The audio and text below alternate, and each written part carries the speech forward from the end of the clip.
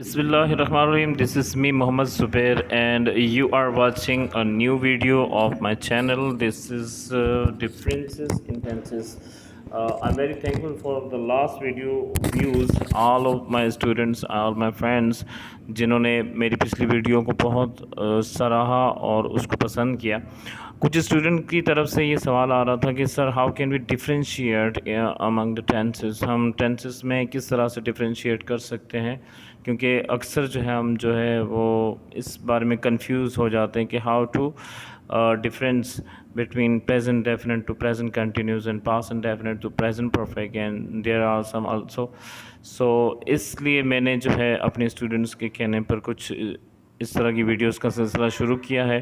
Tenses का सिलसिला बिल्कुल चलता रहेगा, मगर इसके साथ साथ आपको डिफरेंसेस इन टेंसेस के हवाले से भी मैं आपको आगाही देता रहूँगा, जो आपको सिखा सकूँगा वो सिखाऊँगा। ठीक है, तो बग़ैर वक्त ज़ाया कि हम चलते हैं। सबसे पहले हमारे पास जो डिफरेंस आ रहा है present indefinite and present continuous tense. ठीक है, ये आमतौर पर हम ये प्रेजेंट इंडेफिनिट को सही तरह से डिफ़ाइन नहीं कर पाते, इसमें आईज एम आर या आई एन जी फॉर्म भी लगा देते हैं। तो हम इसको पहले समझ लें। We use present indefinite tense to show habits, routine and repeatedly action. ठीक है, हम प्रेजेंट डेफिनेट को जो है वो शो करते हैं, बयान करते हैं किसके लिए, रूटीन को बयान करने के लिए, रिपीटेडली एक्शन को बयान करने के लिए, या हैबिट्स को।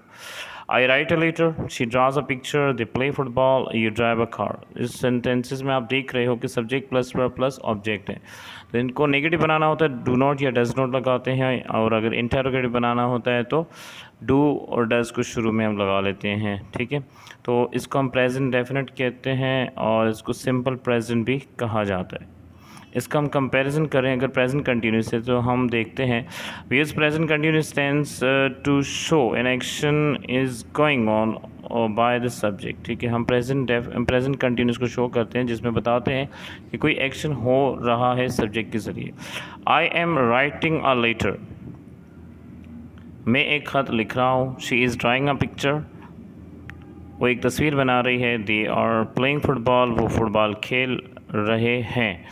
You are driving a car, तुम कार चला रहे हो।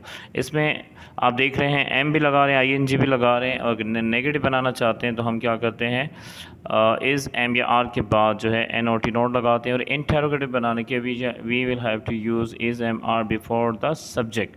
सब्जेक्ट से पहले अगर हम इज़ एम या आर लगा दें तो इसको हम क्वेश्चन भी बना सकते हैं, यानी इंटेरोगेटिव भी। ठीक है, तो इसमें आपको फ़र्क ये नज़र आ रहा है, इसमें एक कंटिन्यूस चीज़ की बात हो रही है कि subject is what is the subject doing in this time, right now, इस वक्त क्या कर रहा है। ठीक है, नेक्स्ट जो डिफरेंस हमारे सामने आ रहा है वो है पास्ट इंडेफिनिट और प्रेजेंट परफेक्ट टेंस। ठीक है, इनमें बहुत सी चीज़ें सिमिलर हैं, मगर हम इनमें डिफरेंस करने की कोशिश करते हैं, हम आपको समझाते हैं। पास्ट इंडेफिनिट में हम क्या करते हैं, पास्ट इंडेफिनिट में हम बताते हैं we use past indefinite tense to show the action of the subject in past. हम बताते हैं कि कोई एक्शन पास्ट में हुआ है, हम उसको बताते हैं। आई रोट अ लेटर, मैंने खत लिखा। शी ड्रू अ पिक्चर, उसने एक तस्वीर बनाई। दे प्लेड फुटबॉल, उन्होंने फुटबॉल खेली। यू ड्राइव अ कार, तुमने कार चलाई। ठीक है, इसको नेगेटिव बनाने के लिए डिड या डिड नॉट लगाते हैं, और इंटरोगेटिव बनाने के लिए डिड को शुरू में लगाते हैं। सब्जेक्ट चाहे जो भी हो हम डिड को शुरू में लगा लेते हैं। ठीक है, मैंने अपनी लास्ट वीडियो में इसके बारे में पूरी तफसील से आपको बताया था।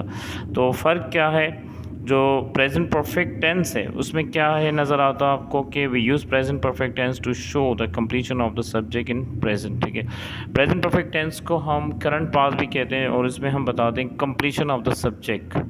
जो सब्जेक्ट है उसके किसी एक्शन को कंप्लीशन की तरफ बताते हैं, तो उसमें हम हैव और हैज़ लगा के उसके कंप्लीशन के बारे में बात करते हैं। और फ़र्क आपको जो मेजर नज़र आता है वो ये है कि पास्ट में जो है एक चीज़ बहुत ज़रूरी होती है, वो है पास्ट का टाइम पीरियड मेंशन करना, बताना। जैसे कि आप ऐसे राइटिंग में देखते हैं, एन एक्सीडेंट के बारे में आप लिखते हो या किसी वाक़ये के बारे में लिखते हो, तो आप उसमें शुरू में ही बता देते हो कि वो पास्ट में किस वक्त हुआ था, जबकि प्रेजेंट परफेक्ट में एक बिल्कुल कंप्लीशन की बात होती है और उसमें आप ये बताना चाहते हो कि करंट पास्ट में एक चीज़ हुई है। I have written a letter, मैंने एक खत लिख लिया है या मैं एक खत लिख चुका हूँ। You have driven a car, तुम गाड़ी चला चुके हो। दे हैव प्लेड फुटबॉल, वो फुटबॉल खेल चुके हैं। She has drawn a picture, उसने तस्वीर बना ली है या वो तस्वीर बना चुकी है। ठीक है, इसमें उर्दू ज़बान में दो तरह के सेंटेंस बनते हैं। जैसे कि मैंने कहा कि मैंने एक ख़त लिख लिया है, और दूसरा मैं एक ख़त लिख चुका हूँ। तुम गाड़ी चला चुके हो या तुमने गाड़ी चला ली है, ठीक है। तो इसकी उर्दू भी जहन में रखिएगा। हैव या हैज़ के बाद हम नोट लगा के इसको नेगेटिव बनाते हैं और इसको हैव या हैज़ को शुरू में लगा कर हम क्या करते हैं, इसको क्वेश्चन बनाते हैं, यानी इंटरोगेटिव सेंटेंस बनाते हैं। नेक्स्ट डिफरेंस की तरफ जाते हैं जो अक्सर हमें कंफ्यूज करते हैं, वो प्रेजेंट कंटिन्यूस और प्रेजेंट परफेक्ट कंटिन्यूस है, ठीक है। प्रेजेंट कंटिन्यूस के बारे में हमने अभी पढ़ा है, हम दोबारा इसको एक नज़र देख लेते हैं कि प्रेजेंट कंटिन्यूस में व्हाट आर यू डूइंग, आप क्या कर रहे हो। तो इसके जवाब में जो भी आता है I am, you are, he is, she is, they are, Ali is, Ayesha is, जो भी है इज़ एम आर लगा के ING फॉर्म यूज़ करके हम बताते हैं कि इस वक्त कौन क्या कर रहा है। तो इसको हम परफेक्ट कंटिन्यूस से अगर कंपेयर करें तो इसमें बिल्कुल सिंपल सा आप देखेंगे। पहले तो हम यूसेज देखें। इन दिस टेंस, हम इस टेंस में वी से और राइट अबाउट द एक्शन, हम एक्शन के बारे में बात करते हैं which was started in the past में शुरू हुआ बट स्टिल गोइंग ऑन, मगर अभी तक जारी है। For example, what have you been doing for half an hour, ठीक है। एक वर्ड यहाँ गलत लिखा गया है, बहरहाल आप देख लेना। What have you been doing for half an hour, ये सेंटेंस यहाँ पे ख़त्म होता है। आप आधे घंटे से क्या करते रहे हो, ठीक है। I have been writing a letter for half an hour, मैं आधे घंटे से किताब पढ़ता रहा हूँ। यहाँ राइटिंग अ लेटर आना चाहिए था, बहरहाल ये वर्डिंग में कुछ ऊपर नीचे हो गया। तो नेक्स्ट देखें, आई have bin studying a big book since 6 PM, मैं 6 बजे से किताब पढ़ता रहा हूँ। यहाँ सिंस और फॉर को यूज़ करेंगे और वक्त बताएंगे। वक्त दो तरह से बताया जाएगा, एक तो सिंस लगाकर हम जब टाइम पीरियड जो एक्शन शुरू होता है उसका टाइम पीरियड बताएंगे, या फिर वक्त की मिकदार बताई जाएगी, चाहे वो मिनटों में हो, सेकेंडों में हो, चाहे मंथ में हो, डेज़ में हो। तो उसमें वक्त की जब मिकदार बताएंगे तो FOR लगाएंगे, और अगर जहाँ से एक्शन शुरू हुआ है तब से हम बताएंगे तो फिर हम सिंस लगाएंगे। How long have you been living here, आप यहाँ कब से रह रहे हैं। I have been living here for 4 years, मैं यहाँ 4 साल से रह रहा हूँ, ठीक है। यहाँ वक्त की मिकदार बताई जा रही है तो हम FOR लगा रहे हैं। I have been living here since 2018, में यहाँ 2018 से रह रहा हूँ। तो आपको बहुत आसानी से फ़र्क समझ में आ रहा है कि किस तरह से हम हैव बिन और हैज़ बिन भी लगा रहे हैं, ING फॉर्म भी यूज़ कर रहे हैं, और सिंस और फॉर को यूज़ करते हुए वक्त की मिकदार भी बताते हैं।